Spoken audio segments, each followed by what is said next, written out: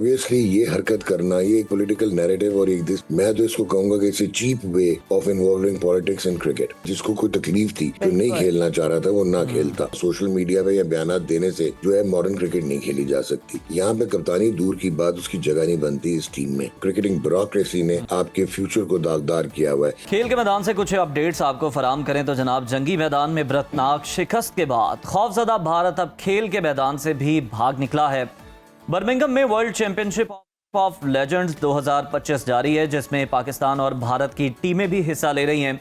गुज़श्ता रोज पाकिस्तान और भारत के दरमियान टाकरा होना था ताकि भारतीय खिलाड़ियों ने शाहिद खान अफरीदी को प्लेइंग 11 में शामिल करने की मुखालफत करते हुए बुग़्ज़ और ज़ाती इख्तलाफात की बुनियाद पर मैच खेलने से इनकार कर दिया, जिसके बाद इंतजामिया ने पाक भारत मैच मनसूख कर दिया और शायकीन को शदीद मायूसी का सामना करना पड़ा।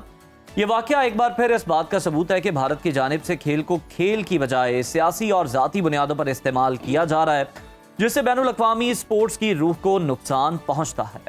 और आपको बताते हैं, दूसरी जानिब बांग्लादेश ने 3 T20 मैचेस की सीरीज के पहले मैच में पाकिस्तान को 7 विकेटों से शिकस्त दे दी है। मीरपुर के शेर बंगाल स्टेडियम में खेले जाने वाले मैच में पाकिस्तान की बैटिंग लाइन बुरी तरह नाकाम रही और पूरी टीम 110 रन पर आउट होगी। मेजबान बांग्लादेश ने 111 रन का हदफ 3 विकेटों के नुकसान पर 16वें ओवर में पूरा कर लिया है। और इसी तमाम सूरत पे नाजरीन बात कर लेते हैं। इस वक्त हमारे साथ मौजूद हैं senior sports analyst doctor Numan Niaz. शुक्रिया डॉक्टर साहब आपके वक्त का। मैं आपसे ये जानना चाहूंगी, वर्ल्ड चैंपियनशिप ऑफ लेजेंड्स में भारत ने शाहिद अफरीदी की प्लेइंग 11 में शमूलियत पर मैच खेलने से इनकार कर दिया है। बुग़्ज़ और ज़ाती इख्तिलाफ़ात पर मैच खेलने से इनकार पर भारतीय रवैये को आप इस वक्त कैसे देख रहे हैं?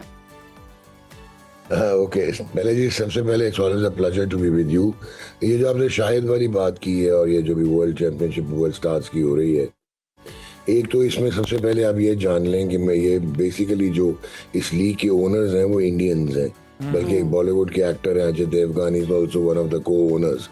और ये जो पाकिस्तान की टीम है, इसके ओनर जो हैं ऑस्ट्रेलियन बेस्ड बिजनेसमैन हैं जो वक़ार यूनुस के ब्रदर इन लॉ हैं।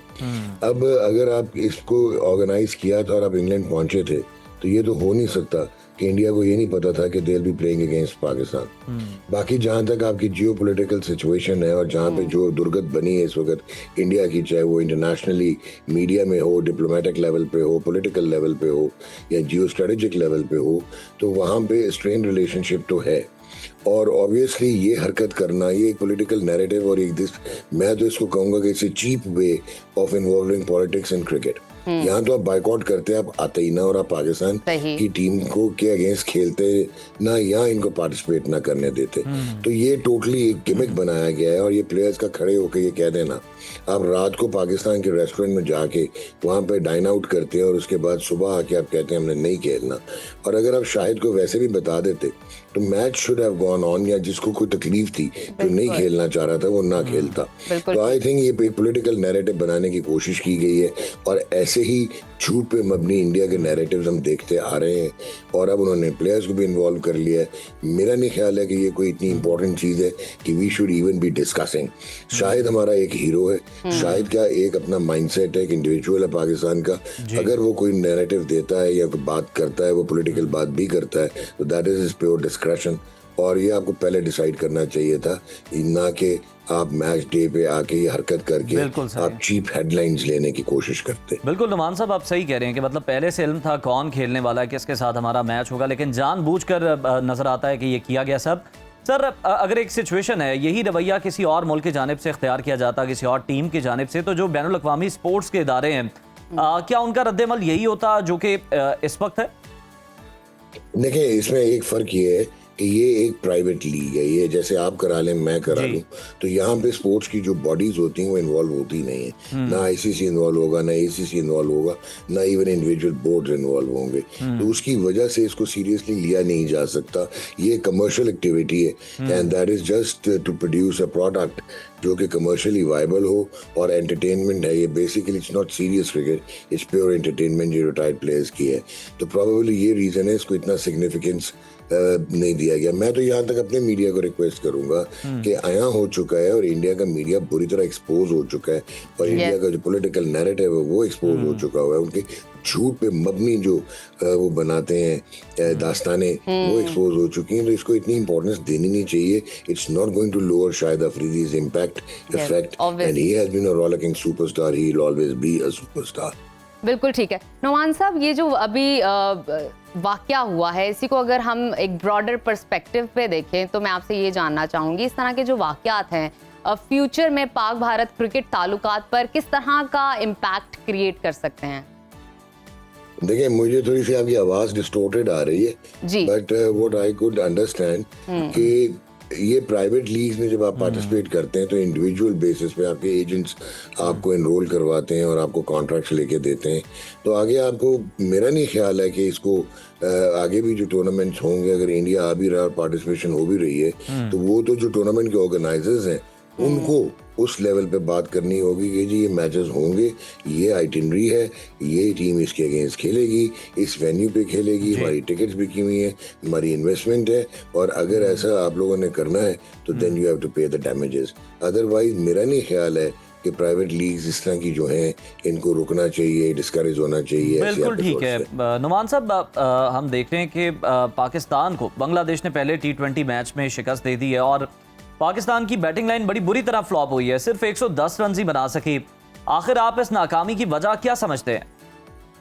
देखें जी, इस नाकामी की वजह यह है कि पहले तो सबसे अनफॉर्चुनेटली जो कि डिसहार्टनिंग है, ये 2 एसोसिएट मेंबर लेवल की टीम्स रह गई हैं.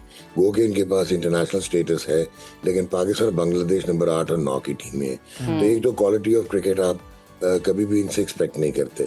सेकेंडली, जो बांग्लादेश की कंडीशंस होती हैं वो ऐसी लो स्लो होती हैं. फिर उधर बारिश हुई थी, और आपके पास जो इस वक्त प्रोडक्ट है, आपने ये देखें, ये ट्विटर्स पे या टिकटॉक पे या एक्स पे आके या सोशल मीडिया पे या बयानात देने से जो है मॉडर्न क्रिकेट नहीं खेली जा सकती.